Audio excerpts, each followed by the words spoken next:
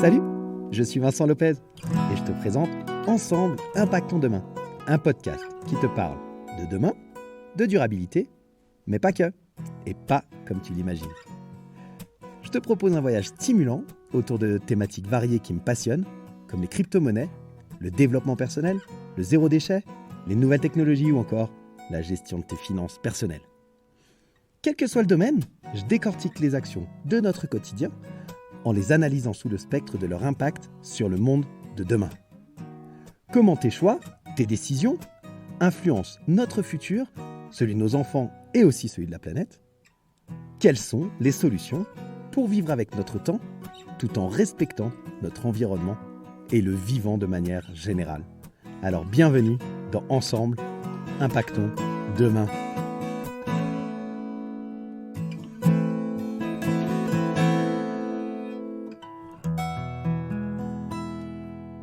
Salut la communauté des curieux intelligents, comment ça va? Aujourd'hui, je suis en super forme pour vous présenter ce dernier épisode de notre série sur l'impact des podcasts sur le monde de demain. Pour commencer cet épisode, un remerciement aux 2 premières personnes qui ont laissé un commentaire et 5 étoiles sur Apple Podcasts. T-LN nous dit « Pertinent, varié, ce podcast est une petite mine d'informations passionnantes, bravo ». Merci beaucoup T-LN pour ton commentaire. Super sympa, ça me fait plaisir. Effectivement, j'essaye de faire en sorte que ce soit varié et surtout, j'essaye que vous en appreniez à chaque fois et je suis sûr que ce sera encore le cas aujourd'hui. Le deuxième commentaire que je vous lis, c'est celui de Marjo0312. Merci à Vincent pour ce podcast plein de riches infos qui effectivement sortent des discours habituels sur l'écologie. Merci à toi Marjo0312. J'essaye d'être assez varié dans mes propos. J'aborde bien sûr l'écologie, mais comme tu le sais, j'aborde aussi plein d'autres thématiques pour parler de demain et je suis content que ça te plaise. Donc si toi aussi tu veux avoir ta petite minute de gloire et que je lise ton commentaire dans de futurs épisodes, eh ben, tu sais ce qu'il te reste à faire. Tu vas sur ta plateforme, tu vas sur la page de l'émission sur Facebook, tu me laisses un commentaire et je me ferai un plaisir de le lire. N'oublie pas, note 5 étoiles, ça me fait extrêmement plaisir et c'est une manière très facile de remercier mon travail et de me faire voir que tu apprécies. On est parti pour aujourd'hui, les avantages et les inconvénients de l'écoute des podcasts. Parce que ben oui, il n'y a pas que des avantages à écouter des podcasts, il y a également un certain nombre d'inconvénients que j'ai relevés et je vais t'en parler tout de suite. Petit spoiler, à la fin de l'épisode, tu vas apprendre quelque chose d'hallucinant. En tout cas, moi, j'ai halluciné en le découvrant et je suis super content, ne serait-ce que pour cette info, d'avoir effectué les recherches pour cet épisode. Reste avec moi, tu le sauras à la fin de l'épisode. Alors, on a déjà vu ensemble l'impact du podcast sur l'industrie médiatique, un impact énorme, et l'impact sur la culture populaire. Et je te laisse aller écouter les 2 premiers épisodes pour découvrir le détail de ces impacts si ce n'est pas déjà fait. Aujourd'hui, on va parler des avantages, mais également des risques, des inconvénients de l'écoute des podcasts pour toi. Et je vais commencer tout de suite avec les 7 risques que j'ai relevés, les 7 catégories de risques que j'ai pu relever et auxquels je te demande, ou en tout cas je t'invite de les prendre en compte et de faire attention à chacun d'entre eux. Le premier, ce sont les fausses informations. Comme tu le sais, le podcast, je te l'ai dit, c'est hyper simple à produire, ça va vite, il n'y a pas besoin de grand-chose, tu n'as pas besoin de moyens énormes et par conséquent, eh bien, n'importe qui peut diffuser des podcasts. La preuve, je suis en train de le faire. Alors, tu vois, tu ne me connaissais pas forcément et je diffuse maintenant des podcasts. Donc, tout le monde peut le faire. Et les podcasts, ils peuvent propager finalement des informations qui sont fausses ou inexactes ou incomplètes. Et c'est hyper important que tu vérifies toi-même les sources ou les faits et ou les faits mentionnés dans les épisodes. C'est un honneur pour moi de mettre les sources de chaque information que je te transmets. Comme je te le dis à chaque épisode, dans le descriptif, tu retrouves toutes les sources et tu peux aller vérifier, tu peux aller croiser, tu peux aller comparer toutes les informations et par conséquent, ça te permet d'être maître de ce que tu reçois. Je t'invite vraiment à le faire et je vais te donner un exemple très simple de ce qui s'est passé avec l'affaire Joe Rogan. Joe Rogan, c'est un podcasteur américain. C'est le podcasteur le plus écouté au monde. Il y a 10 millions d'écoutes par épisode sur son émission. C'est un podcasteur hyper connu qui diffuse exclusivement sur Spotify parce qu'il a passé un contrat avec Spotify d'une valeur de 100 millions de dollars pour que cette plateforme est l'exclusivité de la diffusion de son émission. Donc tu vois, c'est vraiment une célébrité dans le monde du podcast. C'est le podcasteur le plus écouté. Et pourtant, lors de la crise du Covid-19 qu'on a tous traversée, eh bien, Joe Rogan invite des gens sur son plateau et il a invité des scientifiques qui étaient plutôt anti-vax. Alors qu'on soit clair, je ne suis pas là pour te dire est-ce que le vaccin c'est bien, pas bien. Je ne suis pas là pour te donner mon avis sur le vaccin, ce n'est pas le sujet de l'épisode. Je te donne un exemple de ce qui s'est passé, ce sont des faits. Joe Rogan a invité des scientifiques qui étaient plutôt anti-vax et qui ont propagé un certain nombre d'informations dans son émission. Résultat, la plateforme Spotify en a pris plein la figure. Elle a été accusée de laisser promouvoir des anti-vaccins qui donnaient des informations fausses, etc. Certaines de ces informations aujourd'hui se sont avérées être fausses, c'est un fait. Pour autant, de nouveau, je te le rappelle, c'est important pour moi. Je ne suis pas là pour te dire ce que je pense des vaccins, ce que je pense du Covid, de la manière dont ça a été traité, etc. Je te donne un exemple d'une personne hyper connue qui, malgré son nombre d'écoutes et sa notoriété, a permis, ou en tout cas a laissé transmettre des informations qui, aujourd'hui, nous le savons, ont été fausses. Et par conséquent, il y a eu une sorte de fausse information diffusée à son public qui est très très large. Et ça a fait toute une affaire, un fou un pas possible. Il y a des artistes tels que Neil Young, Johnny Mitchell ou encore Roxane Gay qui ont carrément demandé à quitter Spotify, à ce que leur musique soit enlevée de la plateforme. Bon, pour la petite histoire, Spotify a retiré 70 épisodes du podcast sur sa plateforme, de Joe Rogan. Et voilà, les choses sont rentrées plus ou moins dans l'ordre. Mais voilà, ça te montre bien à quel point les fausses informations peuvent être très facilement divulguées via un podcast. Donc, je t'invite vraiment à aller vérifier les informations que tu reçois avant de les prendre comme réelles et factuelles. Le deuxième risque que j'ai relevé, c'est que en fait, les podcasts ils sont influencés forcément par les opinions et les croyances de leurs créateurs. C'est hyper important que tu prennes en compte ce qu'on appelle les biais cognitifs subjectifs lors de ton écoute. Lorsque j'ai préparé ce podcast, j'ai fait un certain nombre de recherches, je te mis les sources dans le descriptif, mais on est bien d'accord qu'en l'espace de 15-20 minutes, je ne t'ai pas donné l'intégralité du contenu des sources. J'ai fait une sélection qui reste une sélection subjective liée à mes croyances, à mes valeurs, à qui je suis, à mon regard, à mon spectre, à ma vision. Et par conséquent, tu dois prendre en compte lorsque tu écoutes un podcast que le contenu, il est influencé par ce biais cognitif subjectif et que par conséquent, tout n'est pas tout blanc, tout rose ou parole d'évangile comme on dit. Voilà. Le troisième point, c'est la perte de temps. Ça, c'est une info, franchement, je ne pensais pas autant. Et en fait, je me suis rendu compte en faisant des recherches que aujourd'hui, alors je le savais, écouter des podcasts, ça peut prendre beaucoup de temps et ça peut te distraire même des tâches les plus importantes si tu commences à le faire à outrance, disons. En France, il faut savoir que la moyenne d'écoute par semaine, c'est 2h08. 128 minutes d'écoute de podcast par semaine. Tu vas me dire, c'est pas énorme, 128 minutes, ça fait moins de 20 minutes par jour réparties sur les 7 jours de la semaine. C'est pas fou. Et tu as raison. Aux USA, cette statistique, c'est plus de 7 heures par semaine. Donc là, tu vois, on augmente par 3 le nombre, quasiment, enfin plus de 3 même, pour arriver à plus de 7 heures d'écoute par semaine pour les podcasts aux États-Unis. Comme je te l'ai dit précédemment, ce qui se passe aux États-Unis, très souvent, se passe chez nous en Europe avec un décalage. Et donc, le temps d'écoute par personne en France ne cesse d'augmenter. Et je crois que c'est une bonne chose. Si c'est utilisé à bon escient, fais juste attention à comment tu utilises ce temps-là. Est-ce que c'est suffisamment productif à tes yeux? Je ne suis pas là pour juger. Mais voilà, la perte de temps peut vite arriver en écoutant de très nombreux podcasts. Le quatrième point, c'est l'influence négative sur la pensée critique. En fait, en écoutant toujours les mêmes podcasts ou en cherchant que des opinions qui correspondent à tes propres croyances, finalement, tu peux limiter ta capacité à développer ta pensée critique. Si tu n'écoutes que des gens qui disent des choses qui te plaisent, qui vont dans ton sens ou des sujets qui t'intéressent, forcément, tu vas avoir de moins en moins de pensée critique parce que tu seras toujours en accord avec ce que tu écoutes. Et dans le monde dans lequel on vit, avoir une pensée critique, ça fait partie vraiment des ingrédients de personnalité qui sont de plus en plus indispensables pour ne pas se laisser manipuler par tout ce que l'on peut recevoir comme information quelle qu'elle soit et quel que soit le média. Et bien sûr, le podcast en fait partie. Donc, fais attention à ne pas t'enfermer dans quelque chose qui te conforte trop. C'est important aussi parfois de sortir de sa zone de confort. Enfin, le 5e point, c'est l'éloignement de la réalité.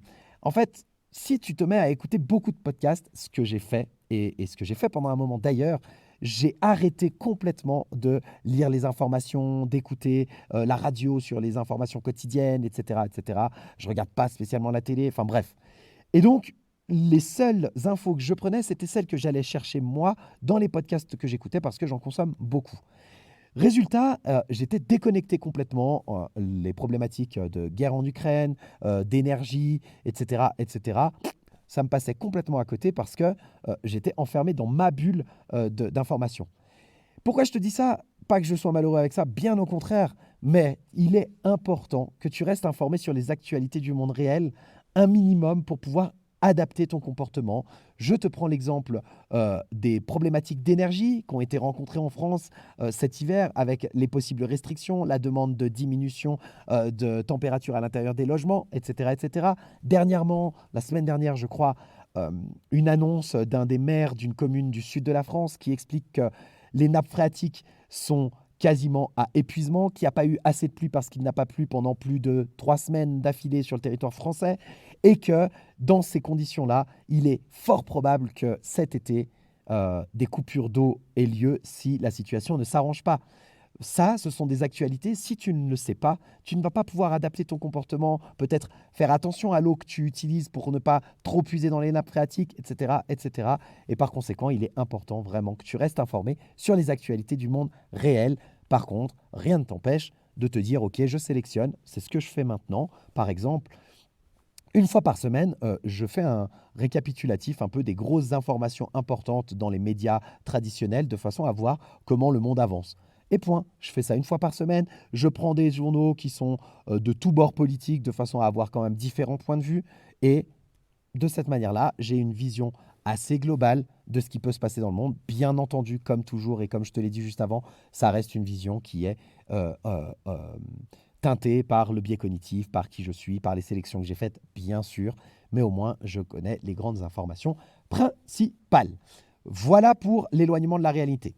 Le 6e et avant-dernier point, c'est la dépendance. Je t'en ai parlé un petit peu par rapport au risque de perte de temps, mais on va plus loin là-dedans et c'est de devenir dépendant à l'écoute des podcasts parce que ça peut devenir addictif en fait. C'est important que tu limites ta consommation pour ne pas te laisser submerger par ce média. Comme je te l'ai dit, 2h08 aujourd'hui de moyenne d'écoute par semaine pour un Français, 7 heures, plus de 7 heures par semaine pour les auditeurs américains. Tu vois que c'est un nombre qui est en expansion depuis la création des podcasts, qui peut aller en augmentant et il serait dommage que celui-ci puisse à terme arriver dans les catégories des addictions comme peuvent l'être par exemple les nouvelles technologies, Internet ou les jeux vidéo. Voilà pour la dépendance. Et le dernier point, dernier risque que j'ai relevé, c'est l'absence de ce qu'on appelle la rétroaction. Quand tu écoutes le podcast, en fait, tu ne peux pas toujours recevoir une rétroaction immédiate sur ce que tu viens d'apprendre. C'est important de te rappeler que les infos, elles sont unilatérales. Je suis en train de te parler, je t'explique ce qu'il en est, je te transmets des informations, etc. Mais ça, c'est unilatéral. Toi, tu n'as pas la possibilité de me donner immédiatement ton retour d'information lorsque je parle dans le podcast. On n'est pas en live et tu n'as pas la possibilité de me dire « Ah mais non, moi je ne suis pas d'accord avec cette information » ou « Ah mais tu ne crois pas que cette information, elle est un peu incomplète ou elle est inexacte » ou si tu as envie de me poser des questions ou si tu as envie d'obtenir une clarification immédiate. Bon, bah, tout ça, ce n'est pas possible avec le podcast. Et par conséquent, c'est important que quand tu l'écoutes, ça revient de nouveau un peu toujours aux mêmes choses, mais quand tu écoutes, écoute attentivement et vérifie les informations que tu as apprises avant de les considérer comme des faits incontestables. Voilà pour les risques que je viens d'évoquer. C'est majoritairement des risques personnels finalement, pour toi, l'impact sur ta propre vie, ton temps. Mais il y a aussi des risques un peu plus globaux qui, eux, sont liés indirectement au podcast. Et je t'en donne quelques exemples que nous traiterons plus en détail dans des futurs épisodes sur les nouvelles technologies. Très rapidement, il y a tout ce qui est lié à la consommation d'énergie. Production, diffusion, stockage de podcasts, il y a besoin d'énergie. Le stockage, bien sûr, des données par rapport à l'impact que les serveurs peuvent avoir. La pollution acoustique, en fonction de comment tu l'écoutes, que ce soit pour toi de mettre le volume beaucoup trop fort dans tes écouteurs ou de partager le podcast avec tout ton quartier dans une enceinte, bon, bah voilà, ça contribue à un impact sur l'environnement sonore. Donc attention. Les déchets électroniques par rapport aux appareils que tu utilises pour écouter les podcasts, plus de 65% des podcasts sont écoutés sur des appareils mobiles. Et on sait aujourd'hui, avec l'obsolescence rapide des appareils électroniques, la pollution que ça peut générer. En plus de cette pollution due à l'obsolescence, il y a également l'utilisation des ressources naturelles. La production de matériel électronique, ça nécessite des ressources naturelles qui sont rares, des métaux précieux, etc. Et ça, il y a une surexploitation de ces ressources. Et les transports, la livraison des matériels électroniques, la livraison du matériel nécessaire à la fabrication de ce matériel électronique, etc. Ça génère des gaz à effet de serre, enfin des émissions de gaz à effet de serre. Et voilà, ça a un impact disons, plus global. Mais nous y reviendrons, comme je te l'ai dit, dans de futurs épisodes. Je voulais juste te les citer ici pour te dire, bah, y a un impact quand tu écoutes des podcasts. Tout ce que tu fais dans ta vie a un impact sur demain. Et un certain nombre de choses ont également un impact positif. C'est le cas du podcast. Et donc, on y va. Les 7 bonnes raisons d'écouter des podcasts aujourd'hui, si on souhaite impacter le monde de demain, sont les suivantes, à mes yeux en tout cas. Le divertissement, qui peut être finalement le podcast, c'est une source d'amusement, tu vois, de divertissement, surtout si tu fais des tâches, des activités de routine ou des trajets en voiture où tu n'as pas besoin d'être concentré pour apprendre des choses et que tu l'écoutes comme un divertissement supplémentaire. Bon, bah ça, c'est assez cool et c'est un super avantage, le divertissement. Le deuxième, des perspectives différentes, je t'en ai déjà parlé. Les podcasts, ils te donnent accès à des points de vue différents sur des sujets importants. Et ça t'aide à développer ta pensée critique dans ce cas-là. Si tu vas explorer des nouvelles perspectives, si tu vas écouter des podcasts qui ne sont pas forcément en lien avec ta vision initiale ou ce que tu fais d'habitude, eh bien là, tu développes ta pensée critique et ça, c'est un vrai plus pour qui tu es et qui tu deviens. Dans le même état d'esprit, le développement personnel, bien sûr, au sens large du terme, les podcasts, ils t'aident à te développer, ils aident à développer tes compétences, ils aident à améliorer ta vie personnelle selon le sujet que tu choisis, ta vie professionnelle également. Tu as des sujets sur tout, tu as des épisodes sur tous les sujets dans les podcasts. Et donc, ton développement personnel, qui tu es, devenir une meilleure version de toi-même, devenir une meilleure personne, eh bien, ça peut se faire grâce au podcast de manière très facile et accessible. Un autre point dont je t'ai déjà parlé qui fait partie des avantages à mes yeux, c'est vraiment cette connexion avec d'autres personnes. Les podcasts, ils peuvent te connecter à d'autres personnes qui partagent les mêmes intérêts que toi, les mêmes idées que toi. Il y a une création comme ça de communauté qui peut se faire et les sujets qui t'intéressent, bah, ça te permet à toi de participer à une communauté en ligne sur des sujets hyper importants pour toi et ça, c'est assez génial. Enfin, avant-dernier point, la flexibilité. Ils peuvent écouter à tout moment, en tout lieu. Il y a un côté hyper pratique et une grande flexibilité dans la consommation de ton contenu audio. Et ça, je trouve que c'est vraiment un très, très gros avantage. Avant de te donner le tout dernier point qui est celui qui m'a vraiment le plus ébahi, qui m'a surpris, c'était vraiment cool de découvrir ça, sache quand même que de manière générale, le podcast est considéré par ses auditeurs comme la possibilité d'un apprentissage continu. Ça t'aide à apprendre sur des sujets qui sont variés, ça t'aide à développer des connaissances. Et aujourd'hui, dans les auditeurs de podcasts, quand on regarde les statistiques, les Français estiment que le monde est brutal et violent à 44%. Il y en a 35% qui le catégorisent même comme stressant, ce monde. Et il y en a même qui parlent d'un monde effrayant pour 24% des auditeurs de podcasts. Et ces personnes-là nous disent que le podcast, c'est un peu le média de la tolérance, de la douceur, de la confiance, du changement, qui va à contre-courant avec les réseaux sociaux et la télévision, et qui, eux, sont plutôt d'habitude associés à la brutalité et à la manipulation. Le podcast natif, pas les émissions de radio en replay, mais le podcast natif, il offre des moments de douceur dans le quotidien de 83% des auditeurs hebdomadaires, et il y en a même qui disent que ça adoucit la dureté et la violence du réel. Parce qu'il y a une parenthèse d'attention privilégiée et que par conséquent, ça nous permet de faire face plus sereinement aux crises et aux préoccupations. Voilà, donc toutes ces bonnes raisons d'écouter des podcasts, retiens-les. Et voici la dernière, la pépite de cet épisode. Le podcast serait même bon pour la santé. C'est pas une blague, je t'assure. Les chercheurs de l'Université de technologie de Queensland et de l'Université de Stanford sont à l'origine de cette étude. Ils se sont appuyés en fait sur des précédents résultats qui montraient que les principales motivations d'écoute de podcast, c'était le divertissement, l'information ou l'engagement social. Et ils ont également pris en compte une autre recherche qui avait mis en lumière que l'écoute des podcasts, qui est souvent effectuée, comme je te le disais, en même temps qu'une autre tâche, ça permet d'enrichir une expérience banale en y apportant le sentiment d'être productif. Lorsque tu es en train de cuisiner pour ta famille alors que tu détestes ça, moi j'aime bien. Mais il y en a qui n'aiment pas ça. Et si tu écoutes un podcast et que tu apprends des choses pendant ce temps-là, tu as l'impression d'avoir utilisé ton temps de manière efficiente. Et donc, tu veux préserver ta santé mentale, mets-toi au podcast. Cette étude, finalement, elle suggère un effet, elle suggère que quand tu en écoutes régulièrement, ça contribue à affûter ta curiosité, ça contribue à renforcer ton lien social et ça contribue même à se prémunir des névroses. Donc, tu vois, le podcast est bénéfique pour ta santé.